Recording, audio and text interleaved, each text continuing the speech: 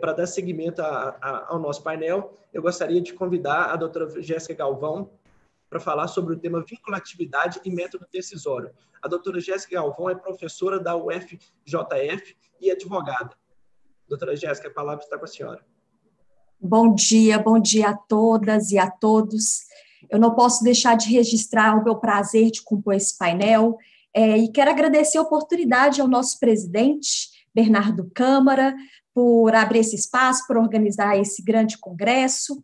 E é um dia de muita responsabilidade também, né? Eu estou aqui do lado do meu orientador, ao lado do professor Alexandre Freitas, Pedro Miranda, e eu também quero publicizar, né, que muito do que eu vou falar a aula magna do professor Alexandre Freire, no âmbito da pós-graduação da PUC Minas, contribuiu muito. Portanto, que assim, uma aula que foi há 3 anos atrás, me corrige aí, tá, Dierle, 3, 4 anos atrás, até hoje está produzindo, assim, inquietações. Bom, só uma consideração, eu não posso precisar, porque o Freire é um habituê do programa de pós-graduação da PUC Minas, então todos os anos ele está conosco, nos brindando. E desculpem cortá-la, Jéssica, mas nós somos próximos, a palavra está com Vossa Excelência. Não, sem problema. Mas, assim, a sua aula ajudou muito para a construção do meu trabalho e para as minhas inquietações até hoje, no que tange a colegialidade, no que tange a vinculatividade, a esse sistema de precedentes, né, que a gente tem e que aí o nosso Supremo Tribunal Federal é a nossa grande corte. Bom, primeiro, eu vou começar dando um panorama através de uma pesquisa empírica que foi realizada pela Associação de Magistrados Brasileiro. Essa pesquisa ela é do ano de 2018, final do ano de 2018, e eu, sinceramente, espero que hoje esse quadro já tenha alterado. Porque a gente fala-se muito de precedentes, a gente tem uma construção teórica, né, robusta na nossa doutrina, de vários autores, várias escolas, e tudo com muita densidade. Mas quando a gente vai para o âmbito da prática, a gente encontra certos desafios que eu acho que necessitam de uma melhor reflexão da doutrina e de um olhar mais acurado mesmo ali da prática, do empirismo. Bom, essa pesquisa, e aí eu selecionei 2 perguntas que são as mais relevantes aqui para a nossa temática, enfim, para a nossa discussão. Ela tem uma pergunta que ela fala que se um julgador, se ele concorda que ele pode julgar sem analisar o sistema de precedentes. 51,8% dos juízes que responderam essa pergunta, a pergunta foi por meio, a metodologia foi por meio de formulário, respondeu que eles gostariam de julgar sem analisar o sistema de precedentes. Juízes de 1º grau de jurisdição. No que tange ao 2º grau de jurisdição, 51,3% juízes responderam que gostariam de julgar sem analisar, sem observar o sistema de precedentes. No âmbito da sua independência funcional, 51,5% dos juízes afirmaram que observar o sistema de precedentes é contrário à sua independência funcional, que eles queriam, né, analisar o sistema de forma livre, sem nenhum tipo de vinculatividade.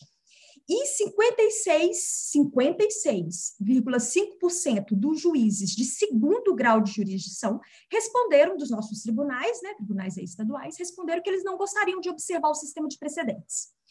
Então, dentro desse contexto e de uma pesquisa, né, empírica, claro, a gente pode analisar questões de metodologia, abrangência, outras questões, mas a gente já tem um quadro que é até um pouco intuitivo, que o nosso sistema de justiça, apesar da grande produção teórica, ainda não internalizou esse sistema de precedentes, essa vinculatividade de forma correta, pelo menos no meu entender. E eu acho que os dados aí mostram algo bem nesse sentido, algo bem sintomático, mas nesse sentido.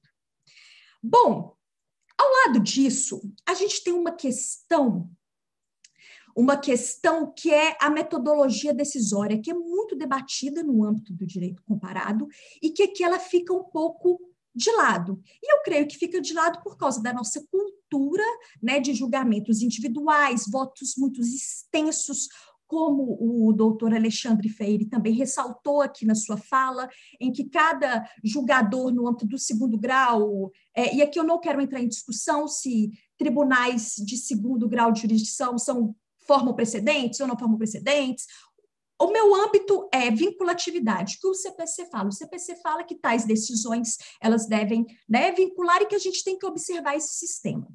Bom, ao lado disso, a gente tem uma questão que a metodologia decisória ela não é enfrentada de uma forma contundente. Para que se tenha um sistema de precedentes, uma premissa básica é saber como os tribunais decidem e se essa decisão, se a formação dessa decisão é adequada ao resultado que se quer. O resultado aqui, leia-se, vinculatividade da decisão, uma possível gestão procedimental, a dimensão, o dimensionamento dessa vinculatividade, né, para todo o procedimento, desde o julgamento em procedência liminar do pedido, da tutela provisórias, a julgamentos monocráticos pelo relator. Então, o resultado que se quer da vinculatividade e dessa gestão procedimental e da própria garantia da segurança jurídica, da igualdade de tratamento pelas partes, todo esse arcabouço que se pretende com o sistema de precedentes, ele precisa necessariamente enfrentar a questão da metodologia decisória. Qual que é a metodologia decisória mais adequada para esse sistema? E aqui, eu também trago uma questão que o doutor Alexandre Freire também falou na fala dele, mas que eu vou trazer para uma outra ótica. Por mais que a gente não admite, né, a gente já tem muito uma fase pré-decisória. Aqui no Tribunal de Minas, a gente tem um sistema Temes em que lá os votos são colocados, os tribunais, os juízes, os desembargadores, melhor dizendo, deliberam sem publicidade, e o que vai para a sessão é o resultado daquela deliberação, mesmo que seja em gabinete. E creio, não fiz essa pesquisa, que há outros tribunais que também adotam esse tipo de tecnologia. Então, a gente tem a tecnologia aí formatando a nossa forma de decidir no âmbito dos tribunais, que já criou uma fase pré-decisória, sem a publicidade dessa deliberação, e que a gente, já de anos, deve ter uns 8 anos, pelo menos, que o Tribunal Mineiro usa isso, tem consciência também que o Tribunal do Rio de Janeiro usa, está inclusive no livro do professor Câmara, que ele vai trabalhar essa fase pré-voto, né? Ele dá o nome de pré-voto, aquele ambiente em que os desembargadores colocam seu voto e ali deliberam, discute, e depois vai para uma sessão onde que tem a oralidade, onde que tem um contraditório com os advogados. Por que eu estou trazendo isso para vocês, né? Para vocês, para esse painel virtual e para quem está nos assistindo? É que, por mais que a gente tenha resistência a adotar certos métodos decisórios que representam uma opinião da corte por causa da publicidade, porque certas metodologias decisórias são mais compatíveis com sistemas em que há uma repartição aí de julgamento, do ponto de vista da prática, muitos tribunais já possuem essa fase pré-decisória, sem a publicidade, em que há uma discussão, uma deliberação sobre esse entendimento, e que, como isso muitas das vezes não é falado, não é regulamentado, você fica sem mecanismos até coercitivos. E aí eu falo até na qualidade de advogada. Como eu já tenho essa percepção e também trabalhei no tribunal durante muitos anos, se um processo meu entra numa pauta de julgamento virtual, eu automaticamente, se for o caso, já vou despachar com o desembargador, porque eu sei que aquela fase ali é decisória para o resultado que vai vir de uma sessão.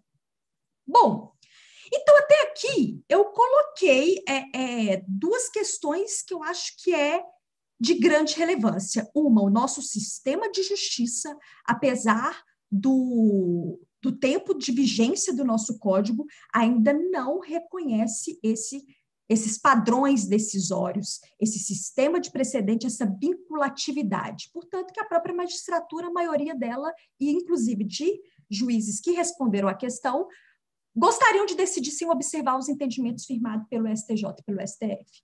E a outra questão que eu coloco também é que muitos tribunais já possuem essa fase pré-deliberativa, aqui vou colocar o nome de pré-deliberativa, que aí você pode colocar o nome de julgamentos virtuais, ambiente virtual, mas efetivamente é uma fase pré-deliberativa, que os desembargadores, ministros ali conversam, faz reajustes de voto e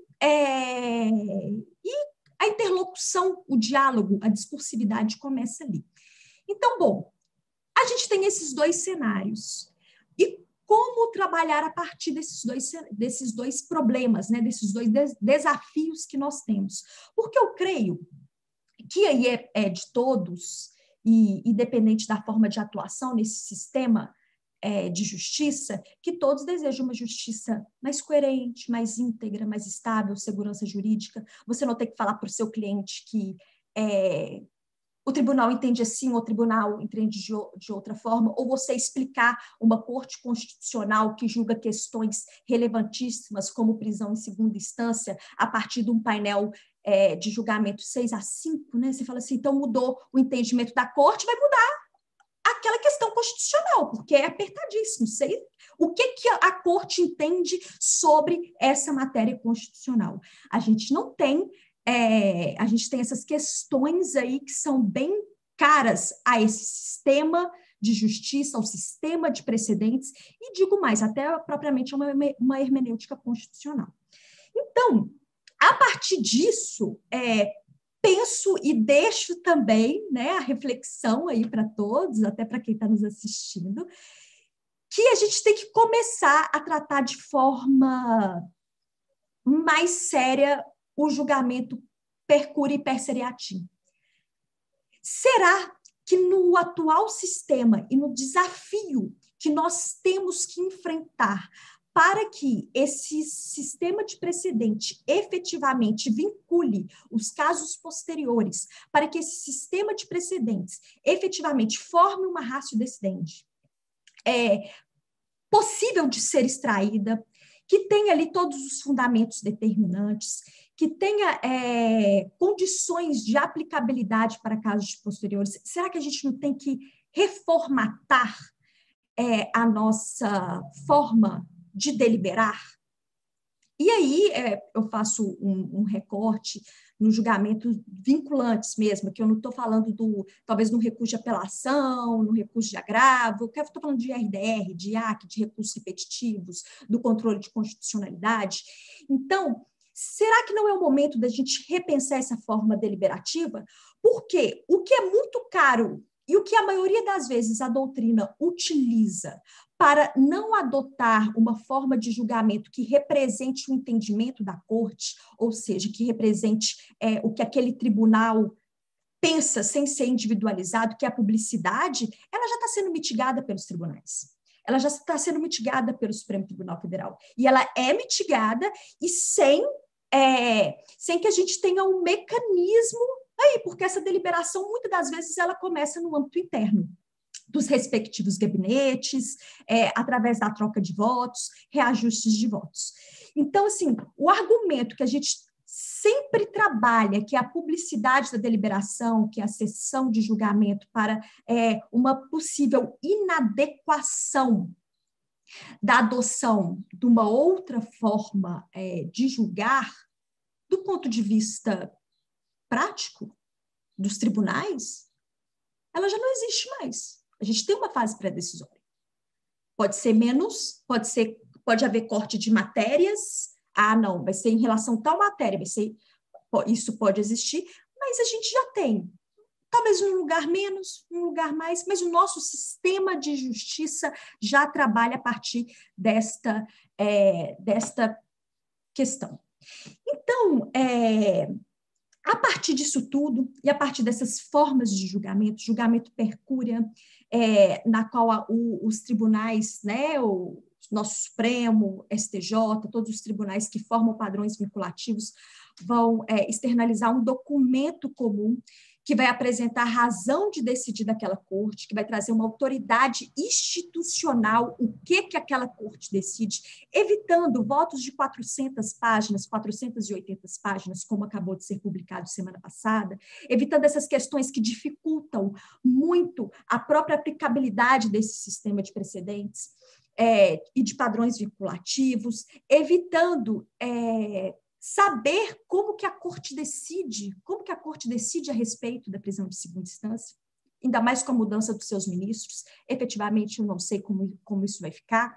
Então, eu acho que chegou o momento da gente começar a refletir para além dessas questões que a gente já está trabalhando, mas começar a refletir sobre como que nós devemos julgar para dar uma efetividade da tutela jurisdicional e uma verdadeira vinculatividade a esse sistema de padrões decisórios, porque muito do que a gente já tem como muito caro, os tribunais já vem mitigando ao longo dos anos. Então, eu chamo a atenção de todos, porque, no meu entender, talvez seria o momento da gente abandonar o sistema seriatim, que é esse amontoado de votos individuais, e adotar um sistema per curiam, mesmo que se permita os votos dissidentes, os votos concorrentes, aí a gente não precisa adotar um per curiam rígido como o sistema de justiça francês, mas que a gente possa fazer a análise dessa metodologia decisória, porque senão a gente vai construir muitas teorias, muitas super sofisticadas, e a gente vai ter pesquisas empíricas nesses sentidos e os tribunais com fases pré-decisórias. Bom, essas reflexões que eu gostaria de deixar. Agradeço novamente a oportunidade, vou agradecer na pessoa do nosso presidente, Igor Mansur, e eu quero dizer que foi muito, muito honroso participar desse painel.